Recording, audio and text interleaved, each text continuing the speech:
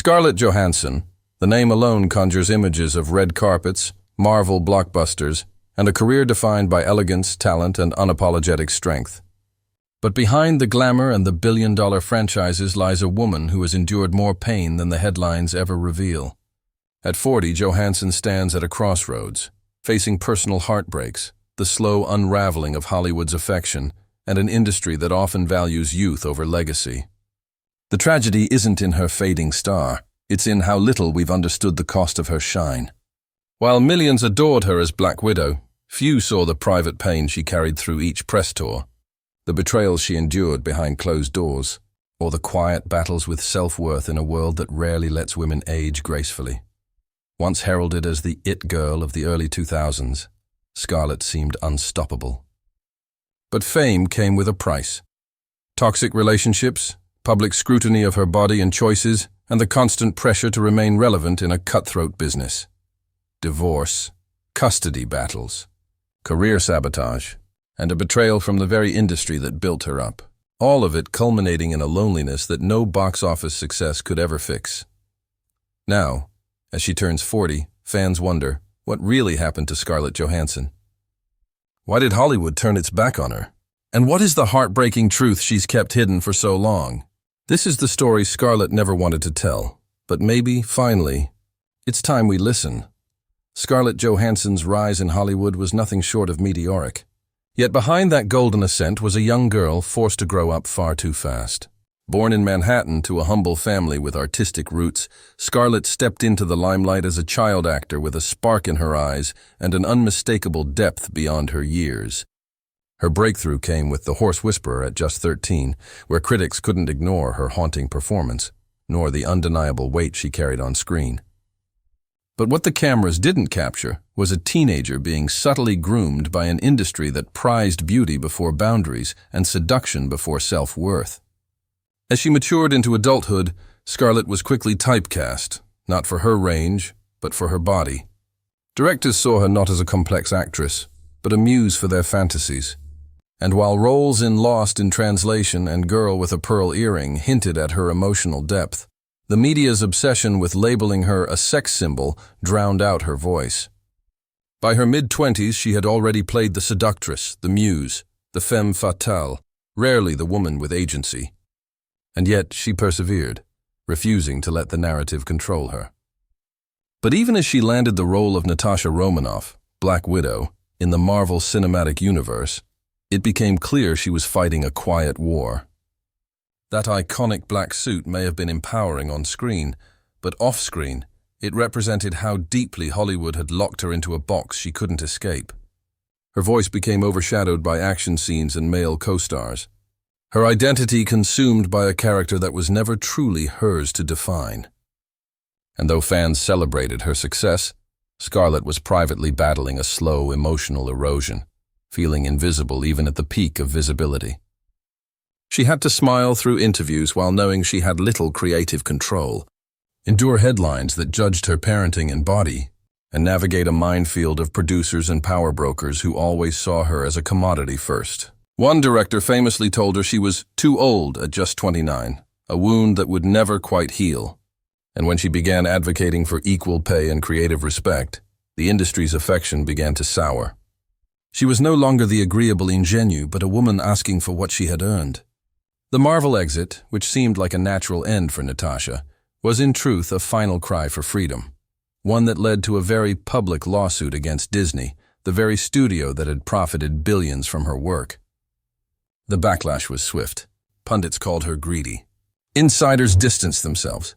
Hollywood, it seemed, had turned on one of its brightest stars for simply demanding fairness. But that wasn't the only heartbreak.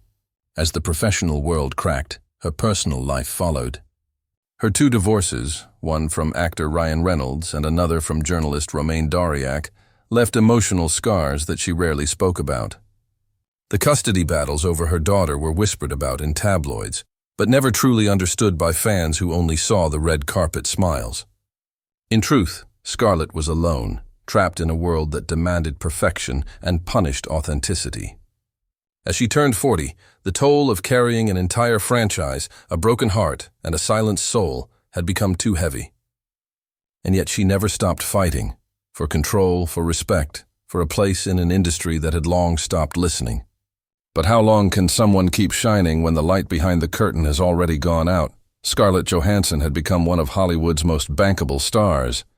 Yet as her fame climbed, the very industry that once celebrated her began to orchestrate her slow fall from grace.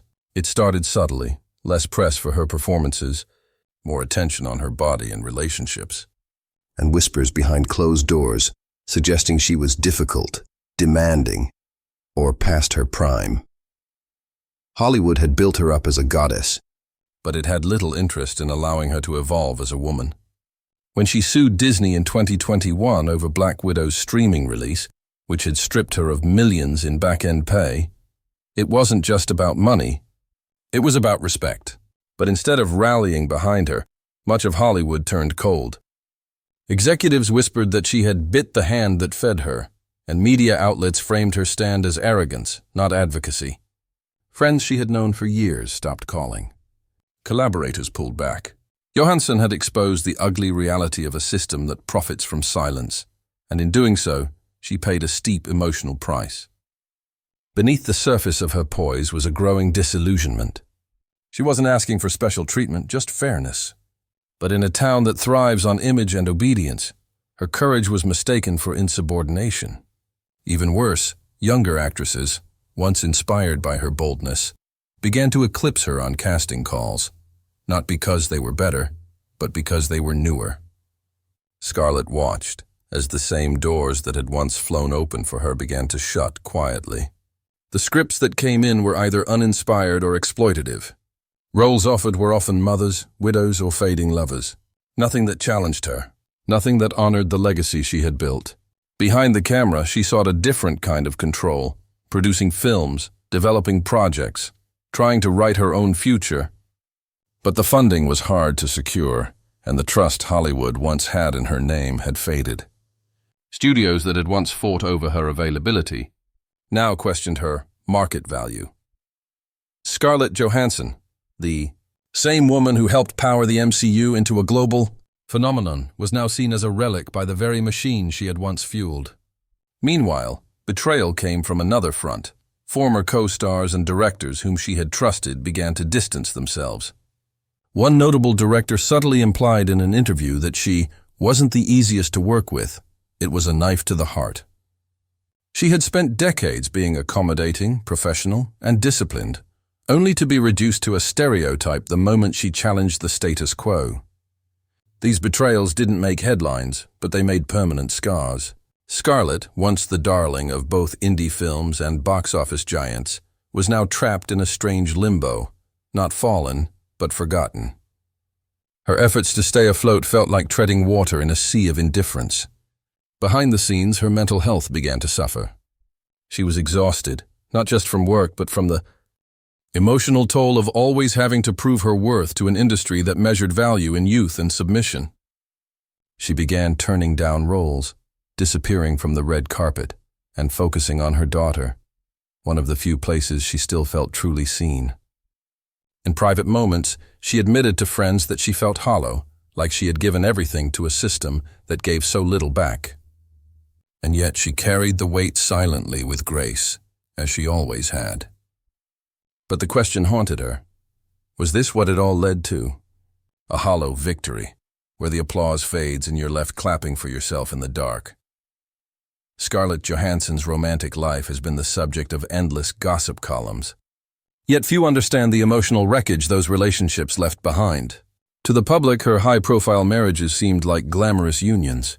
First to Ryan Reynolds, then to French journalist Romain Doriac, and most recently to comedian Colin Jost. But in truth, Scarlett had been searching, often desperately, for stability in a life that had never known it. Her first marriage to Reynolds was a media sensation, but behind the headlines was a deep disconnect. Two rising stars pulled in different directions, living parallel lives under the same roof. When it fell apart, Scarlett remained tight-lipped, even as tabloids painted her as the reason it failed. With Doriac, she retreated from the spotlight, hoping that love outside of Hollywood might offer peace. For a time it did, The birth of her daughter Rose changed her entirely, giving her a sense of purpose away from scripts and studios. But when that relationship fractured, it triggered one of the darkest chapters in her life. A brutal custody battle played out in silence, away from cameras, but the emotional toll was devastating. Scarlett found herself juggling courtrooms and film sets, public expectations and private tears. She became an expert at compartmentalizing pain, offering smiles at premieres while her heart broke behind closed doors. And then came Colin Jost, a man who offered laughter in a world that had become too serious. To fans, it looked like a fairy tale redemption. But even here, Scarlett tread carefully. She was older, wiser, but also more guarded. Fame had taught her that love under a microscope rarely survives. She spoke less in interviews, made fewer appearances, and began choosing projects that let her stay closer to home. But even as she found fragments of joy, an emptiness lingered. It wasn't just about failed love. It was about the loneliness that comes from being universally known yet personally misunderstood. No one saw the late nights filled with doubts, the exhaustion of being both mother and megastar, or the guilt that came with missing milestones in her daughter's life for the sake of roles that barely fulfilled her anymore. Scarlett had always been private, but over time that privacy became isolation. Friends noticed she no longer returned calls as quickly, that she declined invitations more often. She wasn't depressed in the clinical sense. She was simply tired. Tired of giving and not receiving, of being adored on screens but forgotten in real life. She once said in an interview that she felt like a ghost in a room full of applause, a line that haunted those who understood it. Even motherhood, which brought her immense joy, came with its own cruel judgment. Online forums dissected her parenting, questioned her decisions, and painted her as either too career-focused or too withdrawn. No matter what she did, it was never enough. The constant noise of opinion and critique had become a permanent background hum in her life. And through it all, she craved something that had always eluded her. Not fame, not wealth, but peace. Peace from expectation, from reinvention, from being everything to everyone and nothing to herself. At 40, Scarlett Johansson has love, yes, but also a lifetime of wounds too deep for cameras to catch. And in the quiet hours when the lights fade and the house grows still, she's left asking a question so many stars have whispered into the dark. Was it worth it? At 40, Scarlett Johansson is no longer chasing the spotlight. She's chasing something far more elusive, herself. After years of being shaped, marketed, and rebranded by Hollywood's ever-changing standards, Scarlett has begun to strip away the personas and confront the woman behind them. There's no longer a need to be the ingenue, the siren, or the action heroine. The Black Widow is gone, but in her absence, a quieter, more complex figure remains, one who has weathered betrayal, heartbreak, and public dissection with a level of grace that few could have maintained. She's not bitter, though she has every right to be. Instead, Scarlett has redirected her energy inward, focusing on healing, protecting her daughter's innocence, and nurturing a creative spirit that had been silenced for far too long. In recent interviews, she's been more candid, admitting to struggles with anxiety, expressing frustrations over being typecast, and even laughing at how absurd the machine of fame really is.